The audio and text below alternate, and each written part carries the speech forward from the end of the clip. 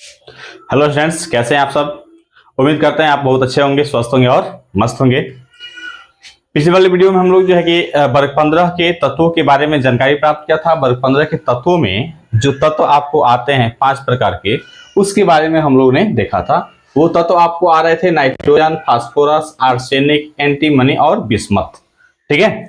अब जो है इसमें हम लोग को देखना है क्या चीज, इसमें देखना है कि वर्ग 15 के जो तत्व हैं इसके सामान्य गुण कौन कौन से होते हैं, किस प्रकार से होते हैं।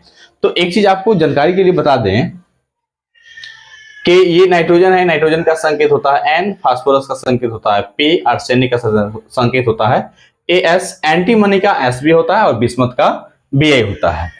अगर धात्विक गुण की बात करेंगे हम इसमें कि धात्विक गुण किस प्रकार से होता है, तो ऊपर से जब इसका क्रम नीचे की तरफ जब जाएगा तो धात्विक गुण बढ़ जाता है।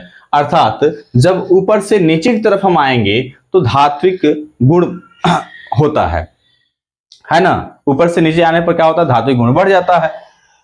तो यहां देखिए, धातु अधातु है, फिर अधातु है, उपधातु है, फिर उपधातु है, फिर बाद में जो है क्या मिल रहा है आपको, धातु मिल रहा है। अर्थात हम कहें कि ऊपर से नीचे आने पर इसका धात्विक गुण क्या हो रहा है, बढ़ रहा है। फाइनली आपको नाइट्रोजन और फास्फोरस जो है कि अधातु के रूप में दिखाई दे रहे हैं। आर्सेनिक और एंटीमनी जो है आपको जो है उपधातु के रूप में दिखाई दे रहे हैं। और अंतिम रूप से आपको बिस्मथ जो दिखाई दे रहा है वो जो है कि आपका धातु के रूप में दिखाई दे रहा है। ठीक है। अच्छा, नाइट्रोजन जो है, ये नाइट्रोजन अपना डबल बॉन्डिंग की वजह से, ट्रिपल बॉन्डिंग के कारण नाइट्रोजन जो है N2 के रूप में पाया जाता है। ठीक है ना। ये ट्रिपल बॉन्डिंग के कारण नाइट्रोजन जो है आपका, ट्रिपल बॉन्डिंग के कारण नाइट्रोजन जो है आपको प्रकृति के रूप में पाया जाता है। उसी प्रकार से फास्फोरस जो है ये भी प्रकृति के रूप में आपको, ये सिंगल बॉन्ड होता है इसमें फास्फोरस में, और सिंगल बॉन्ड के कारण जो है कि यह प्रकृति के रूप में पाया जाता है। ठीक है। अब आप सभी लोग जानते हैं कि बॉन्ड बनाने में संयोजी इलेक्ट्रॉन ही भाग लेते हैं। बॉन्ड जब बनता है ना तो उस बॉन्ड को बनाने के लिए सिर्फ और सिर्फ संयोजी इलेक्ट्रॉन ही भाग लेते हैं। यह 2 प्रकार की इलेक्ट्रॉन जो है कि परमाणु कक्षा में भाग लेते हैं।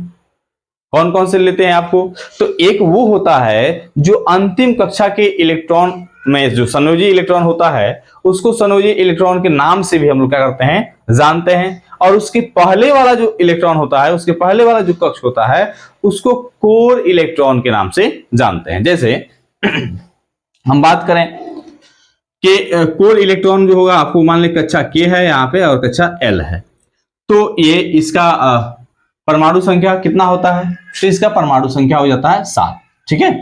इसका परमाणु संख्या 7 होता है और इसका यदि हम कक्षक में तोड़ें तो ये बन जाएगा 2 और 5। एक कक्षा में 2 आएगा और दूसरी कक्षा में जो है कि 5 इलेक्ट्रॉन भाग लेंगे। तो इसमें आपको 5 इलेक्ट्रॉन भाग ले रहे हैं और यहाँ पे है आपका जो है कि 2 इलेक्ट्रॉन भाग ले रहे हैं। इसको हम कहते हैं, ये आपका जो है इसको कहते हैं कोर इलेक्ट्रॉन। क्या कहते हैं बबुआ, इसको कहते हैं कोर इलेक्ट्रॉन। और ये जो होता है आपका, ये होता है संयोजी इलेक्ट्रॉन। संयोजी इलेक्ट्रॉन होता है। ठीक है, बात समझ में आ रहा है।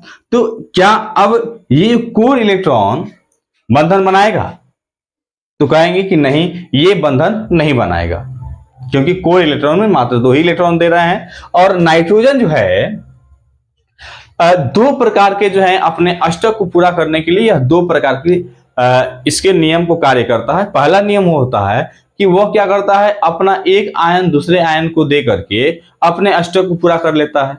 या फिर ये क्या करता है, साझेदारी करते हैं। दूसरा नंबर क्या करते हैं, ये एक दूसरे से साझेदारी करके अपने अष्टक को पूरा करते हैं। जैसे मान लीजिए सोडियम को देखते होंगे, सोडियम हम देखते हैं ना, तो सोडियम और क्लोरीन, तो सोडियम क्या करता है, एक आयन अपना क्लोरीन को देता है और क्लोरीन जो है अपना अष्टक पूरा कर लेता है और सोडियम भी अपना अष्टक क्या कर लेता है, पूरा कर लेता है। उसी प्रकार से ये क्या कर रहे हैं, आयनों का साझेदारी कर रहे हैं।